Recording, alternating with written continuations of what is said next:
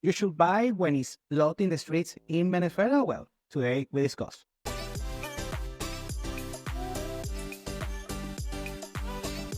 Welcome to Venezuela Insider, the only place in Venezuela for expats, digital nomads, entrepreneurs, investors, travelers, and related internationals. For more information, venezuelainsider.com. In investing and finance and so on, we have the saying, that is a colloquial saying, that is buy when it's blood in the streets, buy a property when some turmoil, something is happening. Well, some people take it, very literal, have the sense of meaning, but it's basically when something is going wrong and most people, the consensus is that you should not buy, you should not invest on this particular time. Actually, those are the better times in order to invest in something. For instance, the easy example is that if you invested on the S&P 500 during the GFC, actually you are buying on a great price an ETF with the 5 largest, most important public traded companies in the United States. But most people were actually very negative. The sentiment was very negative back then. Most people didn't do that, but actually that was technically the best time in order to invest on US equities back then. And throughout history, after social and political turmoil, those are the best times in order to buy assets that it will appreciate in the future in order to, of course, get a profit. And those are the moments in history, depending, of course, the situation, in order to get great deals, great opportunities, because, and I'm a believer of this phrase, that crises are the best times in order to seek for opportunities. Now, regarding Venezuela, is now the time, buy when it's blood on the streets? Well, and not exactly, and I have to mention this sad fact that things that happen in Venezuela, where we do have blood on the streets, literally, and as a Venezuelan, it hurts me to remember this, but those times were on 2014 and 2017.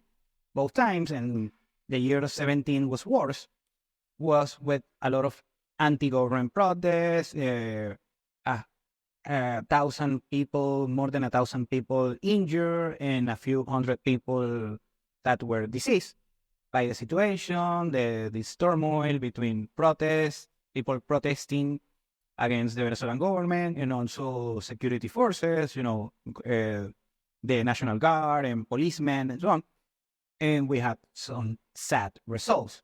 And I have to explain this in order to get the context, the historical context.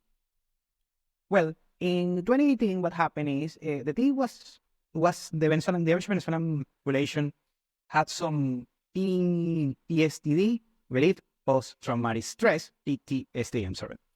That, 2018 was kind of a bizarre year because everything was calm and quiet, but on the background, many things happened. Also good things. For instance, like that's when the communist and socialist policies were dismantled, most of them. Currency controls, capital controls, price controls were all dismantled. And on the back end were actually some promotion of private incentives within the country, because before 2018, the government was very draconian against the private sector, but actually on 2018 is where they start to reach the private sector. I'm talking the domestic private sector. And they say, let's start over, kind of like a toxic relationship. Well, they say, let's start over. And actually, they held their word to the private. I'm talking the big ones, the big private companies within the country. The expropriations halted and actually reversed. Some people got back their properties, expropriated, talking their assets. Something I have to explain here in Venezuela is not like the Venezuelan government expropriates a small apartment or a small house, something like that. It's not the case. Usually what they used to expropriate were industries, stuff of that nature. For instance, one of the most famous ones are one of the main malls, shopping malls here in the country was expropriated, and it was returned to the rightful owners on, I believe, 3 years ago, 2 or 3 years ago. Anyways, afterwards was a reverse. At the moment on 2018 is where you saw the collapse, the 80% GDP collapse on Venezuela, halted. Actually, on numbers, remember GDP is a lagging indicator, so it was shown is after 2020, of course, in 20 we got COVID, but you can saw the dynamic change on 2018, late 2018. By early 2019 is when you have the quote-unquote bottom of the market, and those were the times in order to get very, very, very cheap deals. Now, here on 2024, is now the time, blood on the streets in order to purchase properties? Well, no and yes. Let me explain. Like I said previously, the bottom of the market was on late 2019. And after 2019, we had a lot of opportunities in order to get cheap properties and cheap assets and so on. Now, since 2021, we have, let's say, kind of a timeout during COVID. And 2021, we had a double GDP growth. And on 2022, our double-digit GDP growth. On 2023, we had a slight growth, let's say just close to zero. And this year, we're poised to grow between 4 and 10%. Now, I'm going to say no, this is not, blood on the street time, is because the properties, the nice properties on nice areas, on nice neighborhoods, the properties that you do want to invest are not these cheap deals that you see online and so on. Those are expensive compared to what we use. We have properties between $10,000 and $20,000, but these properties are not quite the best, very rarely. And there is some nice properties between $20,000 and $40,000. Now, those properties are not mansions, are not penthouses, anything like that. Just cheap, efficient properties. And the nice properties, you can still get it, quote unquote cheap. Talking the luxury properties, you can get a handful of luxury properties between $100,000 to $200,000. Of course, depends on the case, the size, the location, and so on. Very good. Now, is that we are neither in the bottom of the market, and we are very far from the top of the market. Now, if we want to see what were the conditions during the top of the market, Venezuela produced 3 million barrels of crude oil per day. Also, there were a lot of credits regarding mortgages and so on.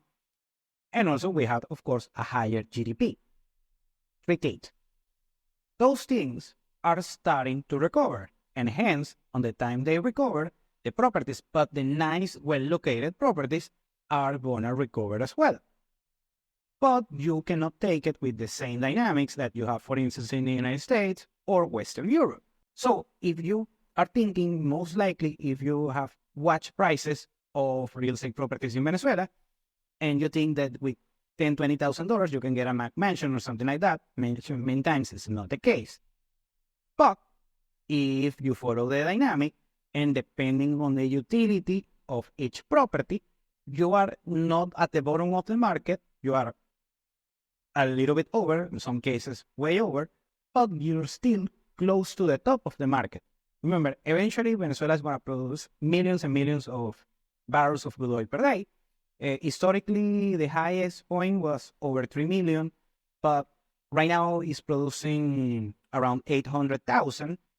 The lowest point was during COVID, 400,000. So we went up from the bottom still, but we are a long way to go. But producing between 1.5 and 2 million barrels of crude oil per day. Remember, this is an oil economy. Over 90% of the GDP is tied to the oil economy. And when we reach that point, a nice, well-located property, not every property, is going to rise way up yet again. And that happened historically in Venezuela. So that happened before. This is not Nostradamus, some crazy location. For instance, during the Yom Kippur War on the 70s between Israel and their neighboring Middle Eastern countries, at the moment, in case you don't know history, that was on the early 70s, it was an embargo proposed by the Middle Eastern oil producers, most of the OPEC nations. Venezuela was and still is an OPEC member. However, Venezuela at the moment was very close to the West, and they didn't follow the embargo. The Middle Eastern nations did not care. The price of crude oil skyrocketed like 3-4x some moment. And at the moment, Venezuela, everything became expensive, and the standards of living over there that I wasn't alive, I have to say, were excellent back then. People who were lower middle class traveled to Europe and New York and places like that very quick, very easily. And the prices of real estate sky jumped back then. In similar situations where the volatility of the prices of crude oil on a lesser degree happened same time here in Venezuela. A jump for any random circumstance worldwide, talking a war in the Middle East, or some obstructions of the supply chain of crude oil, of course, or some geopolitical move, can cause that prime real estate in Venezuela sky jumps as well. I'm talking 2x, 5x. Of course, this is just speculation, but eventually can happen, already happened in the past, and almost certainly, until a certain degree, it will happen in the future as well, more than one time before the oil industry becomes obsolete. But seeing a lot of the ESG dynamics, it's not going to happen anytime soon. So let's mention yet again the three things. The oil industry, both the production, the top was over 3 million barrels. Right now we're at 800,000. But if it goes to 1.5 million to 2 million barrels per day, it's going to become more cash flow to the country. It's going to increase the strategic properties in the country. That's the first thing. The second thing is the mortgage market. It's pretty much not existent. On a very tiny pockets of the Venezuelan economy, it does exist some mortgages, but it's not for internationals. So the banking sector actually was the worst sector, the worst industry affected for the economic collapse of the country. However, if it recovers, and at some moment there are offered some mortgages to a handful of Venezuelans, the ones that can be, that can serve a mortgage without a hiccup, well, most likely will happen on the next 5 years, let's say 10 years at worst. That will increase the selected real estate properties in the country as well. So still way far from the top, and we are mostly at the bottom on that particular regard. And lastly, we have the GDP growth. GDP growth, right now, we had an 80% GDP collapse. We only recovered around 20% of that collapse. But afterwards, the Venezuelan economy eventually will be poised to grow not only on the oil sector, but not the non-oil sector. And that's something that we are seeing right now on the past 5 to 6 years after the 20% GDP, the 80% GDP collapse. I'm sorry. So what happens is that eventually we are seeing more discretionary spending, more options, more supply of goods and services. The crisis that we had regarding the non-oil economy on the past decade collapsed mostly the supply side. So it was a lot of scarcity because the people, the suppliers, the supply side was very affected. However, right now it's not the case. They can sell freely, do their thing, start their businesses, increase their businesses, charge the fees, the prices that they want to charge. And right now we have a lot of supply of goods and services in the country. It's more expensive. So now the crisis is more of on a demand side of the equation, but on the supply side. Eventually, we're going to have more and more supply of goods and services. And that goes from the traditional ones, retail, leisure and hospitality, and so on, but also the quote-unquote new economy, the gig economy, the share app economy, things like ride-sharing services, a lot of the kind of good stuff, those proven business models that have been applying in Western nations and other parts in the world. And right now, they are started to being applied within Venezuela, and they are working because those are proven business models. So we're going to have more of a supply of goods and services, more discretionary spending, and of course, that will increase GDP as well. Also, it's going to increase the discretionary spending of, let's say, not the average Venezuelan, but instead of in just only the top 5, 10%, it's going to increase to the top 20, 30%. On that moment, people, and also most likely will have easier access to credit. Right now, we don't have that much mortgage credit and so on, pretty much zero, except for a handful of pockets. But we are having increasing like 100% the discretionary consumer credit for first, for shopping and leisure and hospitality, clothing and apparel, and some electronics and so on. And right now, recently, we are seeing some credit for for new cars. I'm sorry, and a handful of cases for used cars as well.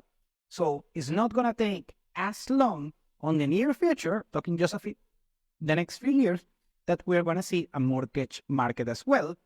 Also combined with more supply of goods and services, more discretionary spending. For let's say instead of the 10%, now it's gonna be the top 20, 30%. So it's gonna increase the demand for properties, and that will increase the prices of properties on certain locations. So the bottom line is, now buying when it's blood on the street time in Venezuela, no when yes, the birth, the pinpoint time after, the blood on the street time was from 2018. The bottom of the market right now is more expensive, not only real estate, but any even asset. But it's a long way to go. You are early. I will say, yes, you're still early, but that window eventually is closing. Thank you for watching Venezuela Insider. Please like, share, and subscribe. Follow us on social media. If you want to work with us, VenezuelaInsider.com. Thanks again, and have a nice day.